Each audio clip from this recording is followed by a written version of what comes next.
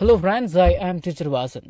கடந்த ஞாயிற்றுக்கிழமை, அதாவது போன ஞாயிற்றுக்கிழமை அப்படின்னா லாஸ்ட் சண்டே, நாங்கள் எங்கள் வீடு முழுவதையும் சுத்தம் செய்ய முடிவு செய்தோம். நாங்கள் முடிவு செய்தோம் அப்படின்னா we decided அப்படின்னா நாங்கள் முடிவு செஞ்சோம் to clean, சுத்தம் செய்ய our entire house. entire அப்படின்னா முழுவதையும், ஃபுல்லா அப்படின்னு அர்த்தம். அவர் அப்படின்னா எங்களுடைய, நம்முடைய அப்படின்னு கூட அர்த்தம் எடுத்துக்கலாம். லாஸ்ட் சண்டே அப்படின்னா போன ஞாயிற்றுக்கிழமை, கடந்த ஞாயிற்றுக்கிழமை ஆச்சுங்களா? சரி, ஓகே. வி டிசைடட், நாங்கள் முடிவு செய்தோம். சரி, நான் ஒரு துடைப்பத்தால் தரையை பெருக்க தொடங்கினேன். ஐ ஸ்டார்டட் அப்படின்னா நான் தொடங்கினேன். பை ஸ்வீப்பிங் த ஃப்ளோர், தரையை பெருக்குவதின் மூலம். வித் அ ப்ரூம், ஒரு துடைப்பத்துடன், ஒரு துடைப்பத்தால். சரிங்களா? I started by sweeping the floor with a broom. நான் ஒரு துடைப்பத்தால் தரையை பெருக்கி தொடங்கினேன். ப்ரூம் அப்படின்னா துடைப்பம், ஸ்வீப்பிங் அப்படின்னா பெருக்குதல். சரி, என் சகோதரி தரையை துடைப்பதன் மூலம் எனக்கு உதவினார். My sister help me by mopping the floor. நம்ம தமிழ்லயே மாப் போடு அப்படின்னு தான் பேசுவோம். எங்க துடைப்பது அப்படின்லாம் எங்க பேச போறோம் இல்லையா? மை சிஸ்டர் ஹெல்ப் மீ, எனது சிஸ்டர், எனது தங்கை, எனது சகோதரி எனக்கு உதவினார். பை மாப்பிங் த ஃப்ளோர், ஃப்ளோரை மாப் பண்றது மூலமா, அதாவது தரையை துடைப்பதன் மூலமாக. சரிங்களா? சரி, ஓகே. அடுத்தது, என் தந்தை அலமாரிகள் மற்றும் தொலைக்காட்சியின் தூசியை தட்டினார். இந்த தூசியை தட்டினார், இந்த தட்டினாருங்கிறதுக்கு ரொம்ப ஆராய்ச்சி பண்ணாதீங்க. டஸ்ட் இருக்கு இல்லைங்களா? டஸ்ட்னா என்னது? தூசி. இந்த டஸ்ட் வந்து நவுனாவும் பயன்படுத்திக்கலாம், வெர்பாவும் பயன்படுத்திக்கலாம். அது என்ன வாதியாரு? டஸ்ட்னா தூசி அப்படின்னு அர்த்தம் இருக்கு, தூசு தட்டு அப்படின்னு கூட அர்த்தம் இருக்கு. சரிங்களா?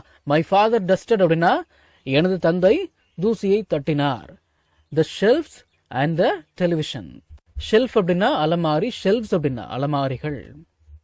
சரி, ஓகே. அடுத்தது, மூளைகளில் இருந்த சிலந்தி வலைகளை நாங்கள் அகற்றினோம். நாங்கள் அகற்றினோம் அப்படின்னா we removed. என்னத்த? the spider webs. spider webs அப்படின்னா சிலந்தி வலைகள். from the corners அப்படின்னா, கார்னர் அப்படின்னா மூளை, கார்னர்ஸ் அப்படின்னா மூளைகளில். சரி, அடுத்தது, என் அம்மா கலைந்து கிடந்த அலமாரியை சீரமைத்தார். ஷெல்ஃப் அப்படின்னாலும் அலமாரி தான், கப்போர்ட் அப்படின்னாலும் அலமாரி தான். சரிங்களா? My mother organised.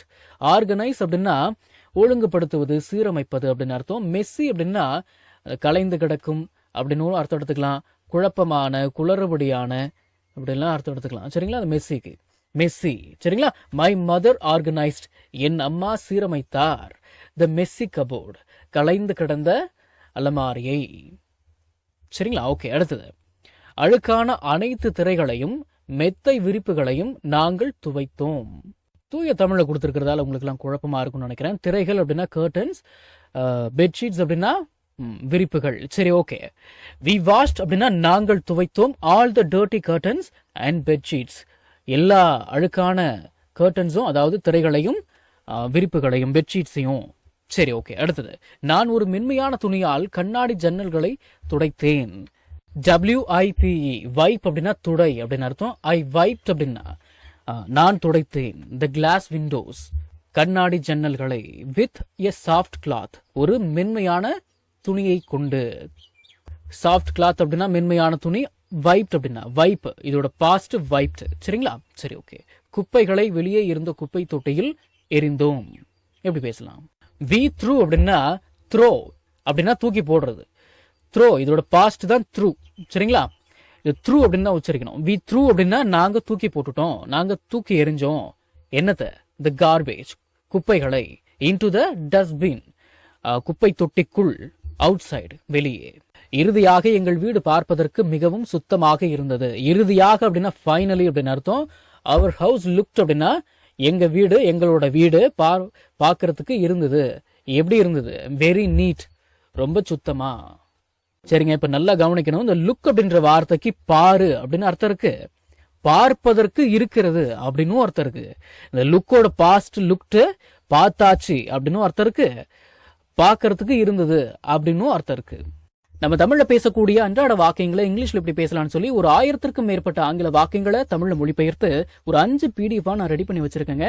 ஒரு PDF ஓட பிரைஸ் வந்து பாத்தீங்கன்னா 50 rupees. ஆனா இந்த 5 PDFையும் நீங்க 250 ரூபாய் கொடுத்து வாங்க தேவையில்லை.